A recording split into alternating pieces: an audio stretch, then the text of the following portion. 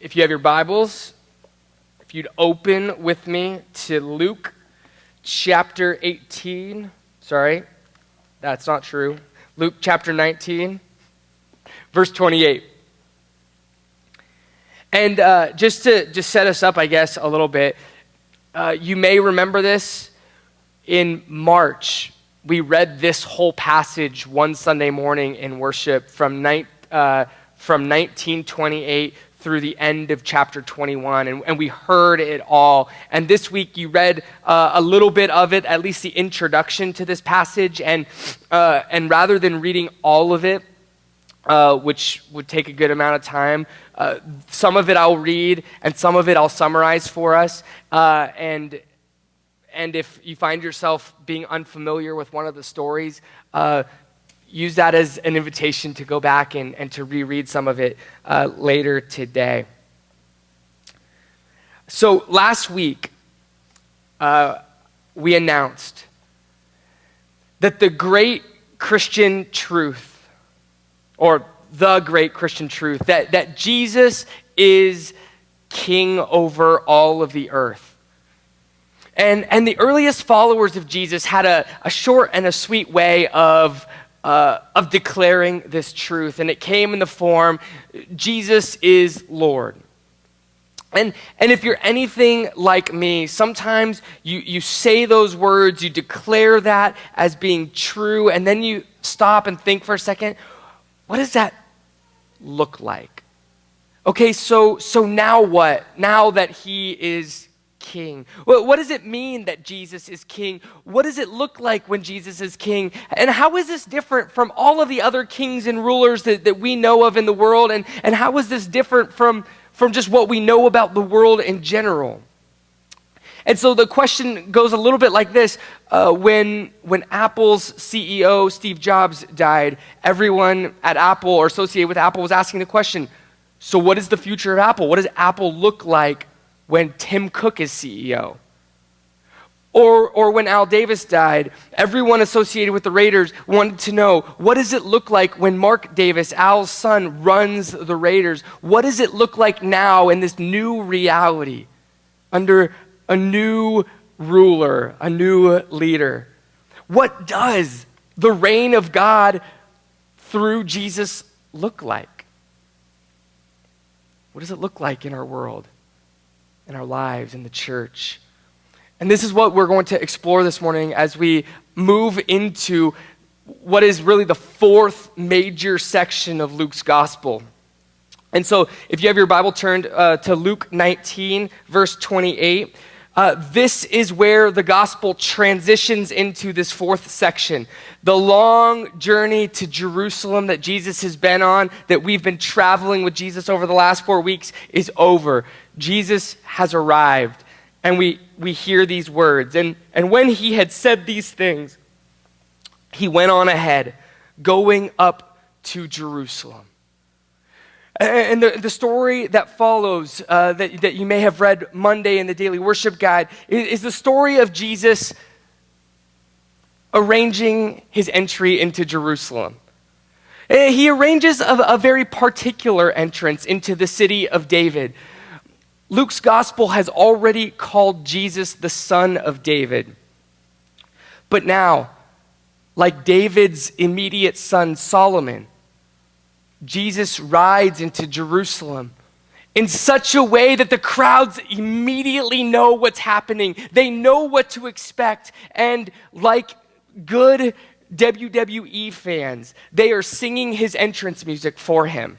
So if you know wrestling, every wrestler has an entry song. He's coming into town to his music, but the people are singing it for him. They know what's happening. They know he's coming, and they know who he is.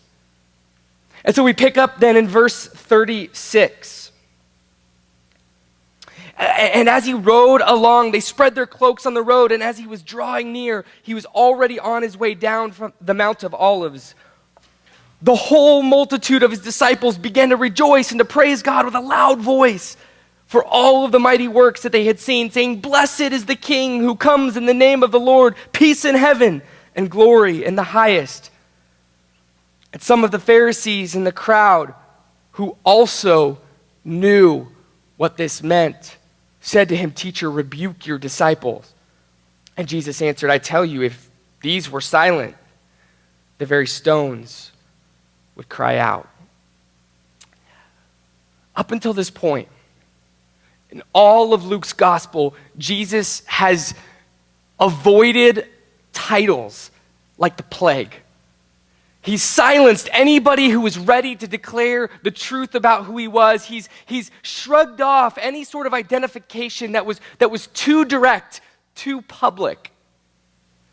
But now he's come to Jerusalem for a purpose, and with a purpose. He's approached the very center of power in Israel, and he's ready to demonstrate what the reign of God looks like. And this is a very public scene.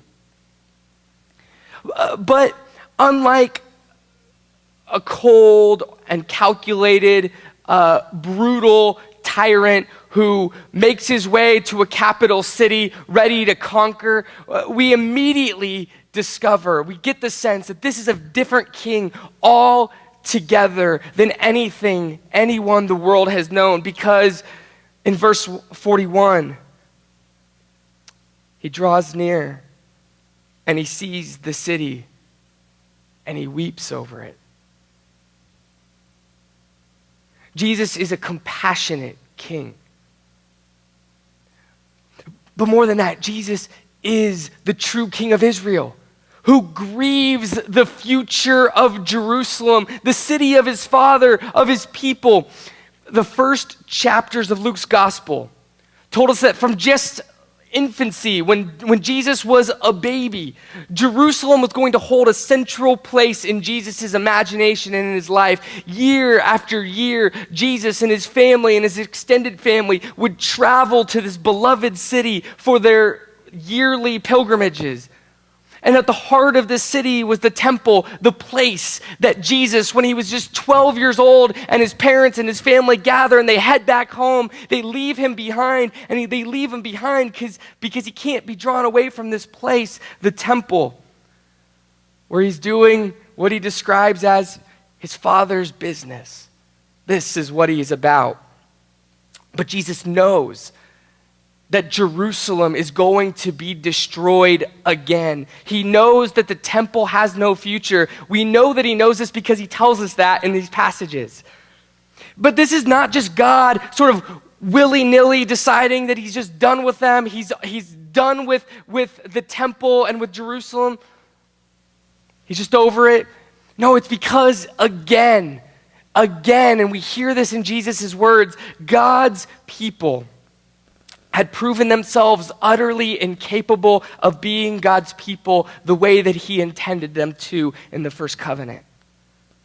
Jesus, Israel's king, has come to the royal city to establish a kingdom.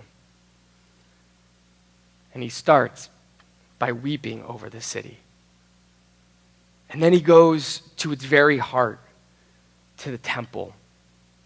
And we pick up in verse 45.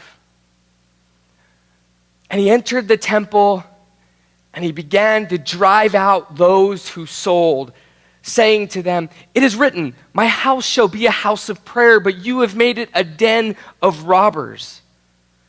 And he was teaching daily in the temple. From this point in the story through the end of chapter 21, this section, Jesus is found in only one place, in the temple. Everything he does is right here in the temple. He has something to say about this place. This whole section is actually bookended by summary statements. If you look right at the end of chapter 21, you'll see the second end of it, where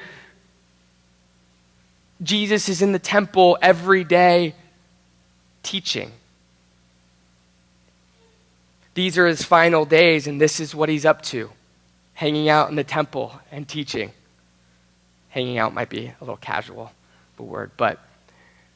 And so right here at the beginning of the section, we're introduced to really 5 things that we learn about Jesus as king.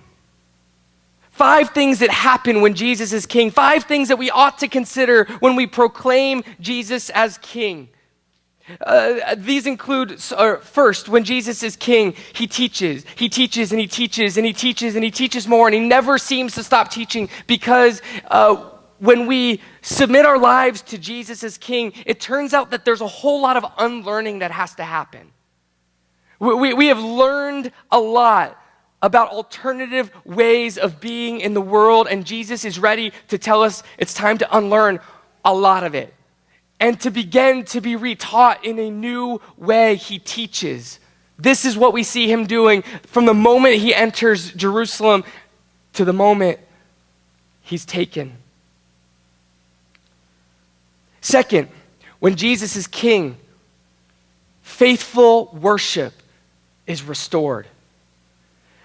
Jesus drives out of the place of worship all who would turn the worship of the one true God into a commodity, who would buy and sell religion, all who would turn a relationship with God into a marketplace for experiences. Jesus, the King, tears down idols and high places, and eventually the temple itself. Third, when Jesus is king, justice is not only prayed for, as we heard last week, but it is enacted. When Jesus calls the temple a den of robbers, he isn't criticizing the temple.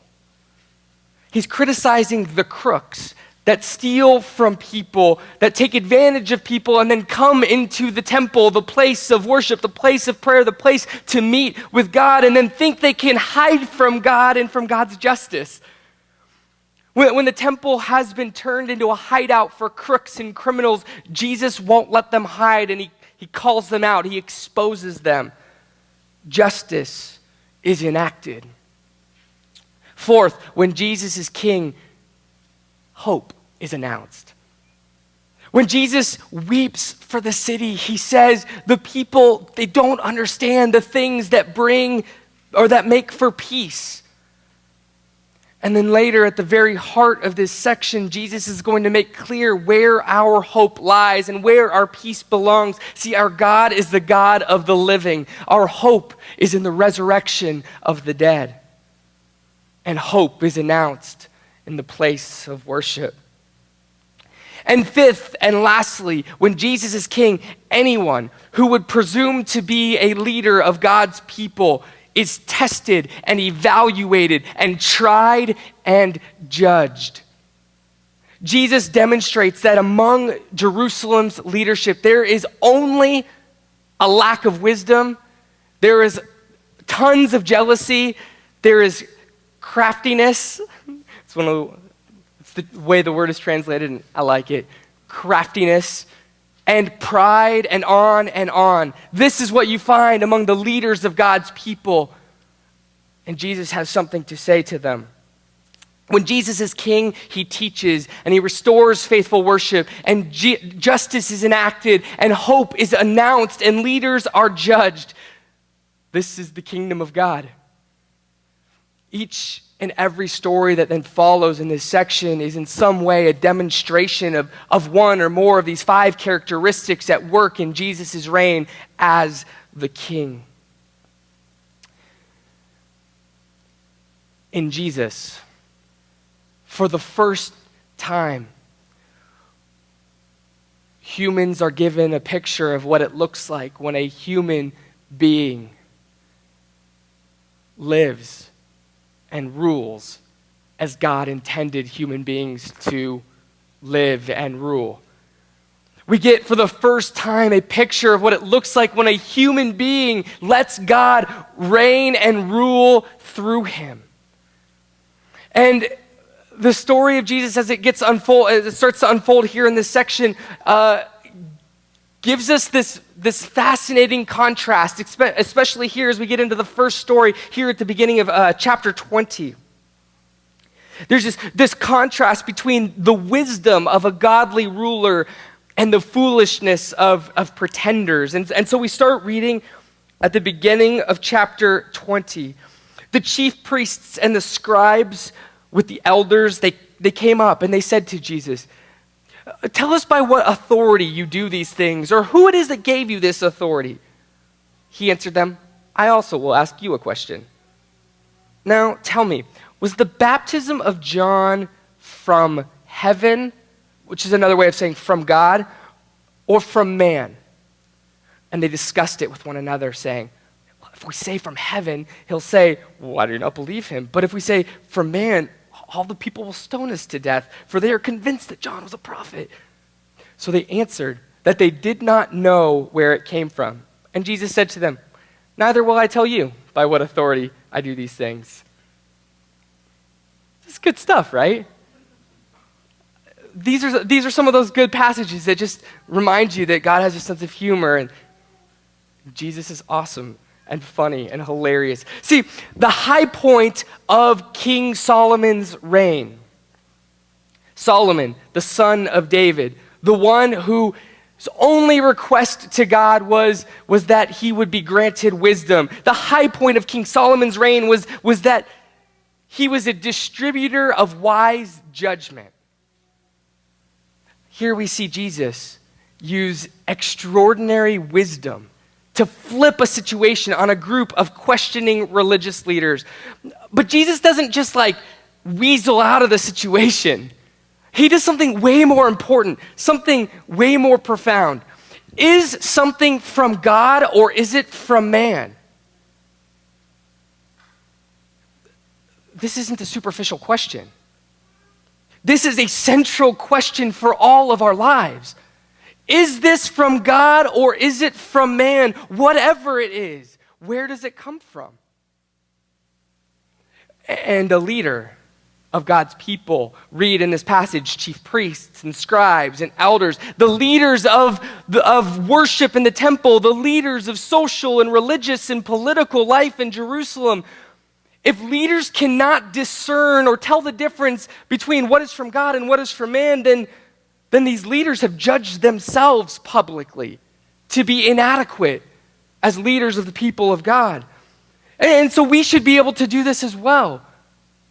What is from God and what is from man? Democracy, is it from God or is it from man? How about Duck Dynasty? Is it from God or is it from man? Professional sports, are they from God or are they from man? The accordion.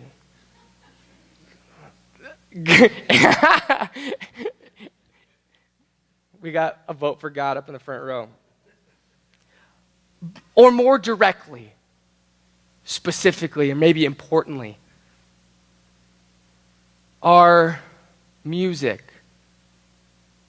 and movements and ministries and missions from God or from man. And I don't mean them as the individual categories, but all that falls within those categories that involve the life of the church. Are they from God or are they from man? Which ones are which? How are we to know?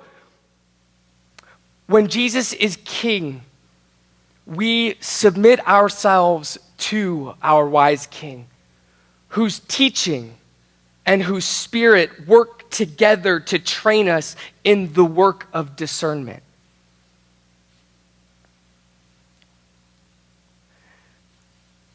This section of Luke's gospel starts out with a strong statement against the institutional leadership in Jerusalem and the temple. And it really only gets worse from them from there. Not only are they unwise, we learn, but they're also corrupt and wicked. No big deal. Jesus tells a parable. And the parable comes from Isaiah 5. One of the strongest and most clear judgments against Jerusalem's leadership hundreds of years earlier. They were judged by God through Isaiah as being unwise and as corrupt. They were judged as unjust and arrogant and wicked. Isaiah 5 makes the case that the leaders of Israel were actually the cause.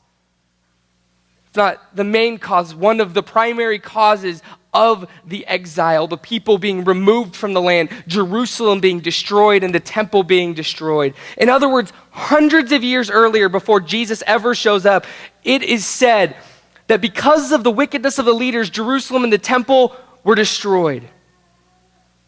And then they were. Jesus then coming into Jerusalem, coming into the temple, is now telling the same story. Israel's leaders do not know the purposes of God. He is declaring they have been unfaithful and they are being judged. I heard it once said that whenever you're reading, if you don't know what's going on, just pay attention to how the religious leaders respond to Jesus. They'll give you a good clue of what's going on. This parable is fairly cryptic, and it's spoken just to a generic group of people. But in verse 19, we learn that the leaders know exactly what Jesus is saying. The scribes and the chief priests, they sought to lay hands on him at that very hour, for they perceived rightly that he told this parable against them. But they feared the people. Jesus is no longer just a minor problem or inconvenience for the leaders. He is now actively opposing them. And so we continue. They watched him, and they sent spies who pretended to be sincere, that they might catch him in something he said, so as to deliver him up to the authority and the jurisdiction of the governor. So these spies asked him, "Teacher, we know that you speak and teach rightly and show no partiality, but truly teach the way of God. Is it lawful for us to give tribute to Caesar or not?" But he perceived their craftiness and said to them, "Show me a denarius. Whose likeness and inscription does it have?" They said, "Caesar's." He said to them, "Then render to Caesar the things that are Caesar's, and to God the things that are God's." And they were not able in the presence of the people to catch him in what he said. But marveling at his answer, they became silent. So remember with me, every event in this section of Luke takes place where? Somebody yell it out. The temple. In the temple. If we're in the temple, what is the scandalous detail in this story?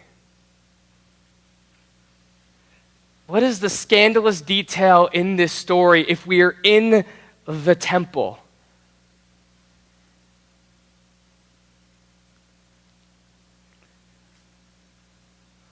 What is on the coin? An image.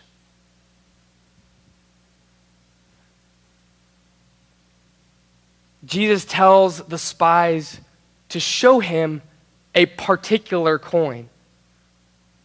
And they apparently have one and show it to him. But in doing so, Jesus then transitions the conversation. See, they want to talk politics.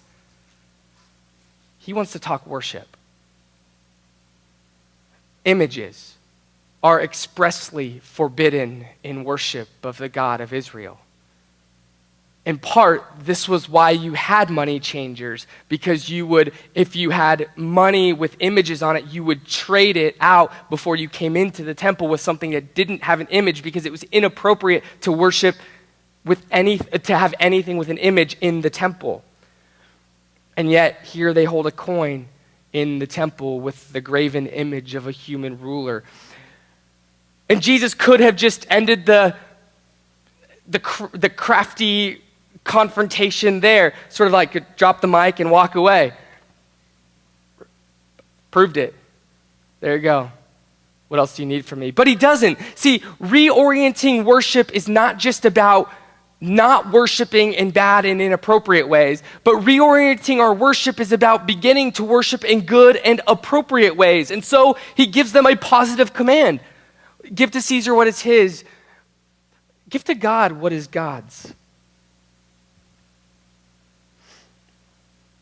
Are we wise enough to know what belongs to God? Will we give God the worship he deserves and is worthy of. When Jesus is king, our worship is reoriented first.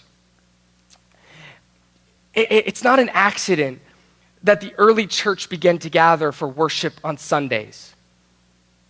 Worship and hope are intimately tied together. And Sunday is the first day of the week. It's the day when Jesus was raised from the dead.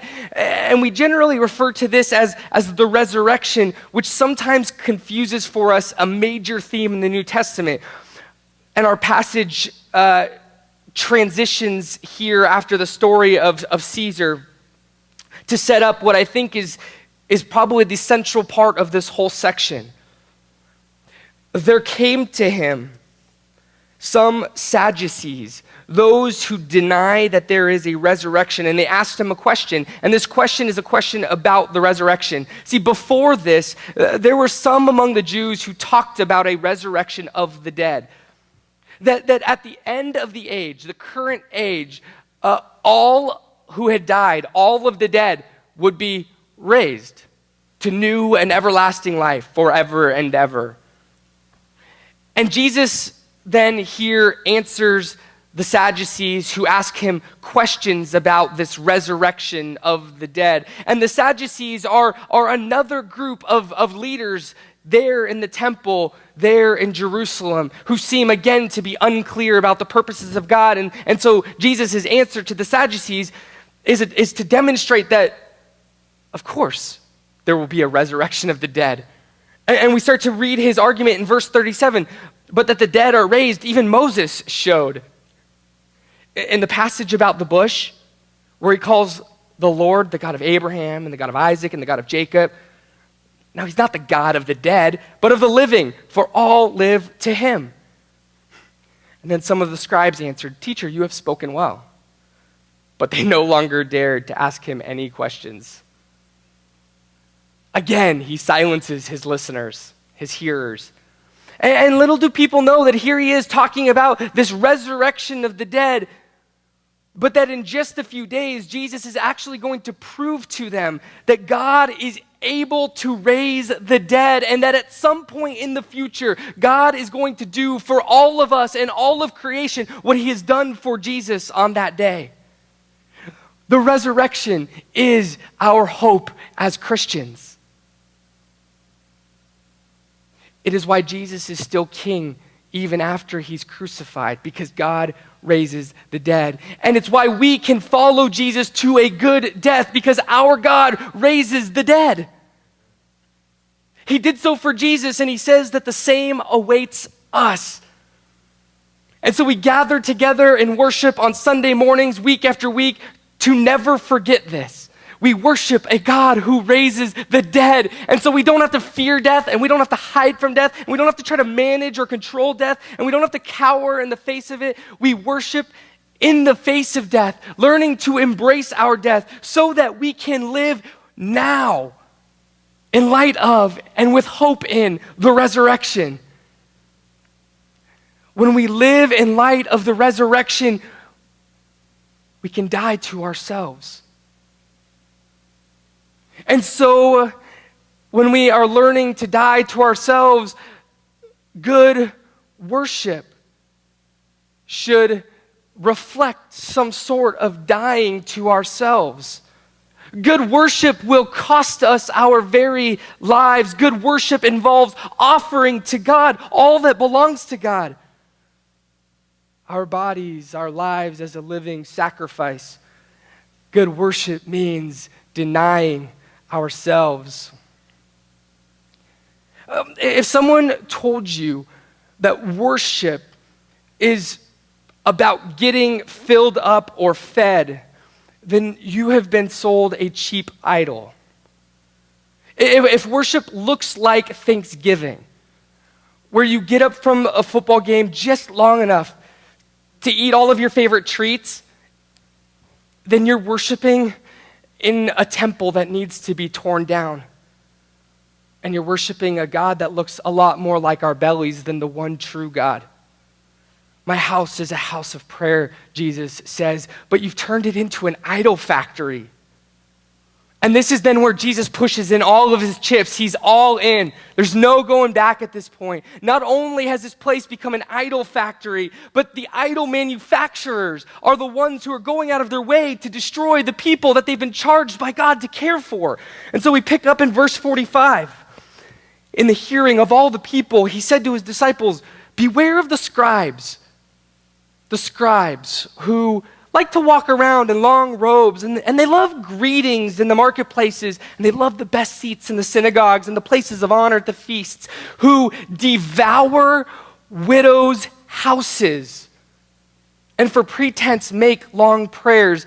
They will receive the greater condemnation." Ignore the break in your chapter and in the heading right there. Jesus looked up, and he saw the rich putting their gifts into the offering box. And he saw a poor widow who put in 2 small copper coins. And he said, "Truly I tell you, this widow has put in more than all of them.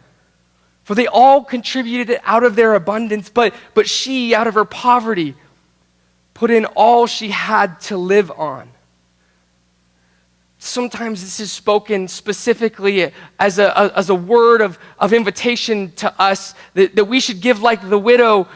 She put in all she had to live on, all. She has no house. She has no wage. Now she doesn't even have 2 coins. She has nothing. The temple leadership has failed this widow and every widow whose houses have been devoured. This is not a statement about the widow as much as it's a statement about the leadership in Jerusalem, the leadership of God's people who have failed to make sure that God's kingdom justice is enacted. So he announces, you come to worship God in his temple, but you withhold justice? Apparently you don't know God at all, or you were just willfully disobedient. Either way, you're dangerous. And so everyone, watch out for these guys. You recognize them because they have the long roby things. Got them? Stay clear. Watch out for these guys. Watch out for this place. Watch out for this city. And while some were speaking of the temple, how it was adorned with noble stones and offerings, he said, "As for these things that you see, the days will come when there will not be left here one stone upon another that will not be thrown down." Jesus announces that this place will be destroyed. And every day he was teaching in the temple. But at night he went out and lodged on the mount called Olivet. And early in the morning all the people came to him in the temple to hear him. The stage is set. The king, I just wanted to go Lion King right there. The king has returned. Is that Rafiki who does that one? Okay, he's arrived. He's here. And he has successfully angered everyone.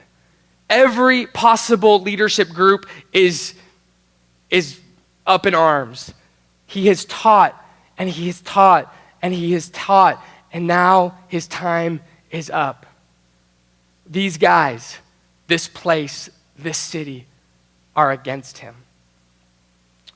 And yet, for the first time in history, the Jewish people have experienced the good rule of their God as a human king. As king, he has taught them about his kingdom. As king, he has reoriented their worship. And as we pick up in Acts later on, we find that the early followers of Jesus continued to worship, and the temple was actually a place for ongoing worship. He has reoriented their worship. As king, he has called for justice, and as king, he has offered hope, and as king, he has judged all who might stand in his way. This is what it means for Jesus to be king. What does it mean for Jesus to continue to be king today for us in this world?